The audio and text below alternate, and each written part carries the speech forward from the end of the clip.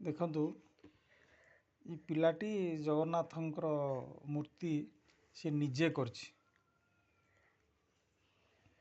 ସ୍ୱୟଂ ଜଗନ୍ନାଥଙ୍କର ମୂର୍ତ୍ତି ଯଦି ଛୋଟ ପିଲା ଏଇ ବୟସରୁ କଲାଣି ତାମାନେ ସ୍ୱୟଂ ଠାକୁର ତା ଭିତରେ ଆବିର୍ଭାବ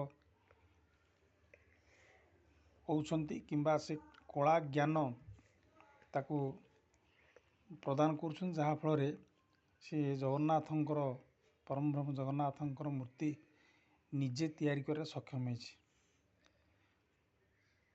ତୁ କେମିତି କଲୁ, କୋଉଥିରେ କଲୁ ଠାକୁରଙ୍କୁ? ସାର୍ ଅଟାରେ। ଅଟାରେ? ହଁ କଲର କୋଉଠୁ ଆଣିଲୁ? ସାର୍ କଲର ଗାୟତ୍ରୀ ଦୋକାନରେ। ଗାୟତ୍ରୀ ଦୋକାନରୁ ଆଣିଲୁ? ହଁ ସାର୍। ଆଉ ଠାକୁରଙ୍କର ଯୋଉ ମକୁଟ ଆଉ ତଳ ଘେରଟା କୋଉଥିରେ ତିଆରି ହେଇଛି? Sir paper. ପେପରରେ। ଆଉ ଯୋଉ ଏମିତି ଆଉ କ'ଣ ପେନ୍ ବୋଧେ ବ୍ୟବହାର କରିଛ? ହଁ ସାର୍। ହଁ, ପେପର, ପେନ୍, ଅଟା ଆଉ କିଛି ରଙ୍ଗ ୟାକୁ ସେ ମାଧ୍ୟମ କରି ଠାକୁରଙ୍କୁ ତିଆରି କରିଛି। ଜଗନ୍ନାଥ ତାକୁ ଆଶୀର୍ବାଦ କରନ୍ତୁ। ଜୟ ଜଗନ୍ନାଥ।